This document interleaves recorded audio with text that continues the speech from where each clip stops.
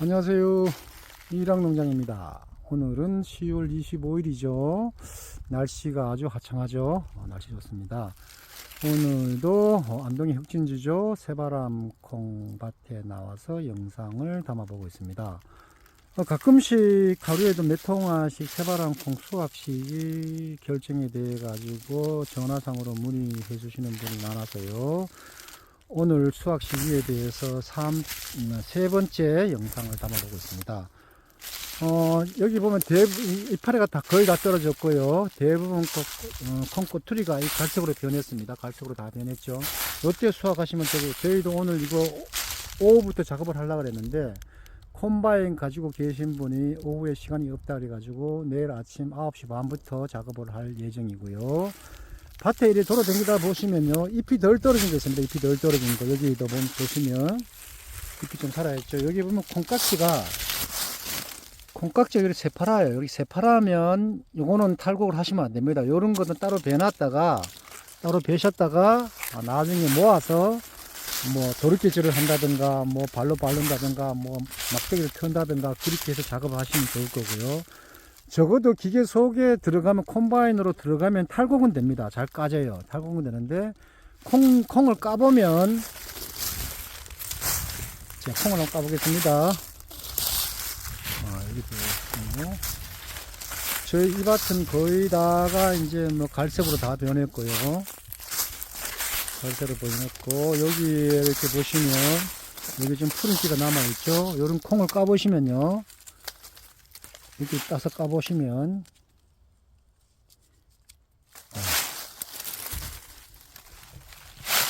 한 손으로 잡고 한 손으로 까기가 상당히 그렇습니다. 잠깐만요. 여기 까면 콩이 여기 검붉은색 이렇게 나오죠. 요런 거는 탈곡기에 들어가서 콩 가마니 속에 들어가면 콩이 다 으깨져요. 짓눌러져요. 그러면 콩이 못 쓰게 됩니다. 요런 거는 미리 여기 따로 베놨다가, 낫으로 베놨다가 뭐 군데군데 돌아다니면서 이렇게 따로 베놓으셨다가 다시 말려서 뭐 도르깨질을 한다든가 그렇게 탈곡을 해주시면 손실이 없을 겁니다. 손실이 없고요. 그리고 이제 예치기나 낫으로 베시는 분들은, 저희는 여기 잎 떨어진 지 한 일주일 됐습니다. 잎 떨어진 지 일주일이 됐고요. 낫으로 베시는 분들은 잎이 떨어지면 콩은 수명을 다 합니다. 잎이 떨어지면 수명을 다 하기 때문에 그때 베셨다가 지금쯤에 이렇게 베면요, 예치기에 콩알이 튈 수가 있습니다. 너무 바짝 말랐을 때는. 이 시간을 놓쳐가지고, 제시기에 예치기로 못 뺄 때, 밭에 와보시고, 낮에는 비면 안 됩니다. 낮에. 지금 시간에 한 12시 지금 막 넘어가고 있는데, 지금 베시면 안 되고, 아침에 이슬을 있을 때 예치기로 베면 콩이 덜 까집니다. 여기도 보면, 위에 콩이 한두 개 튀죠.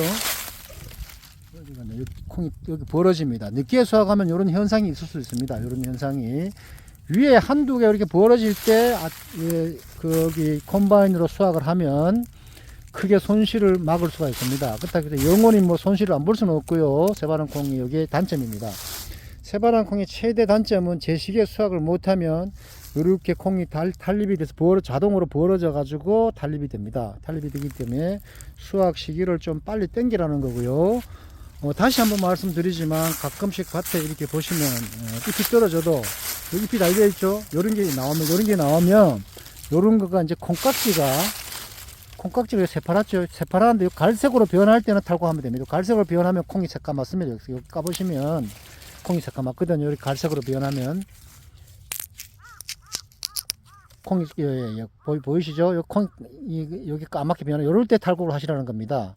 요런 거는 까보시면 콩이 불그스름합니다. 불그스름하기 때문에 이거는 탈곡을 하면 기계 속에 들어가면 다 으깨져요. 콩이 다 떨어졌네요. 으깨지기 때문에 요건 따로 베셨다가 나중에 다시 갑박 깔고 말리시든지 뭐 나중에 도르깨질을 한다든지 그렇게 하셔가지고 탈곡을 하시라는 겁니다. 대체적으로 올해 수확량은요, 작년에 비하면 조금 더 낫지 않을까 이렇게 생각하고요. 긴 장마가 지나간 뒤에도 이렇게 좀 수확량이 괜찮은 걸 보면요, 그래도 감사함을 느낍니다. 새바람 콩의 단점은 튄다는 거, 이게 단점이고요. 네, 청자 5호는요, 재배하기도 쉽고, 또 수확량도 재배하기 쉽기 때문에 수확량도 그럭저럭 많이 나오고요. 그렇지만 그게 좀 맛이 좀 안 되고, 속이 파란 거가 아니고, 속이 노란 거에 가깝습니다. 파란 걸로 개발을 했는데, 나중에 보니까 파란색보다도 노란색에 가깝습니다. 그래서 맛도, 청자 5호는 새바람콩 비해 가지고 맛도 떨어지고 모양도 청자 5호보다는 새바람콩이 이렇게 이제 분이 처리된 것처럼 희끗희끗하죠. 네, 그래서 이제 속도 아주 새바람콩은 새파랗고요. 그래서 팔로에는 아마 무리가 없습니다. 새바람콩이요. 재배하기가 좀 까다롭습니다. 재배하기는 평상시에는 청자 5호랑 비슷하게 재배를 하시면 되고요. 순초 준다든가 이렇게 하시면 되고, 그 다음에 이제 수확 시기를 놓치지 말고 수확을 하시면 제대로 된 수확을 할 수 있죠. 손실 없이. 조금은 손실을 감안하셔야 될 겁니다. 조금은. 이 밭 같은 경우는 오늘 수확했으면 거의 손실 없을 정도로 되고요. 그리고 또 어떤 분은 또 유튜브에서 댓글을 콤바인으로 수확을 하면 수확량이 줄어지느냐. 맞습니다. 수확량은 조금은 줄어지죠. 낫으로 베는 게 가장 좋고요. 낫으로 베는 게 가장 좋고, 그 다음에 이제 예초기를 비는 게 그 다음이고, 그 다음에는 이제 콤바인 수확인데, 수확량이 줄어진다는 것은 그만큼 밖으로 탄립이 돼 가지고, 그렇고 또 가지가 꺾어진 가지, 이렇게 45도로 이렇게 기울어진 이런 콩들은 다 걷어 올립니다. 이렇게 다 걷어 올리기 때문에 상관이 없는데, 바닥에 완전히 내려온 콩들 지금 저희 밭은 거의 안 보이는데, 우리 밭은 지금 여기 손실이 거의 없을 것 같습니다. 안 보이고, 또 저희가 이제 저희 지역에 있는 그 콤바인이 두 줄로 뵭니다. 이게 두 줄로 베기 때문에 보통 보면 한 줄에 거기 기준점을 해가지고 콤바인 날 바리깡이라 그러죠. 바리깡 날을 한 줄에 양쪽에 그 높낮이가 똑같으면 괜찮은데, 이게 두둑이 있다 보니까 레일이 탈 때, 바퀴가 탈 때 꿀렁꿀렁 한다든가 그러면 칼날이 위에 잘릴 수도 있습니다. 그러니까 날을 그 운전수가 한쪽만 조금 이제 높은 쪽에만 기준해 가지고 이렇게 칼날을 조정해 가지고 나가면, 이쪽에는 반대쪽에는 옆에 쪽에는 조금 높이 잘릴 수 있습니다. 그때 그 밑에 꼬투리 때문에 손실이 좀 있는 거지. 고를 때 손실이 좀 있고요. 그렇게 그 손실하고 낫으로 베는, 예치기로 베는 사람을 투입해 가지고 예치기로 베고 끌어 모아 가지고 그런 인건비나, 저희 같이 콤바인으로 하나 그 인건비입니다. 콤바인 값을 준다 그래도, 그러면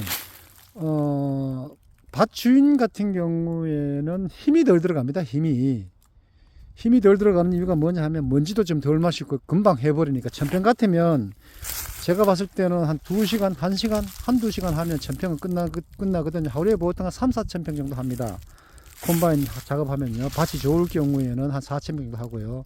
밭이 사각으로 됐을 때, 그리고 이제 이렇게 그 꼬투리가 높게 달렸을 때는 콤바인을 좀 그냥 조금 높여가지고 빨리 지나가 버리면 금방 돼요. 금방 되기 때문에 그 인건비를 비교를 하자면 저는 콤바인 작업이 훨씬 더 낫습니다. 그만큼 고생 안 하고 조금 손실을 보더라도 그 손실된 부분에 대해 가지고는 인건비로 탕감을 하면 됩니다. 그 대신 힘이 덜 들어가죠. 먼지 덜 마시고. 오늘은 영상을 여기까지 담아봤습니다. 고맙습니다.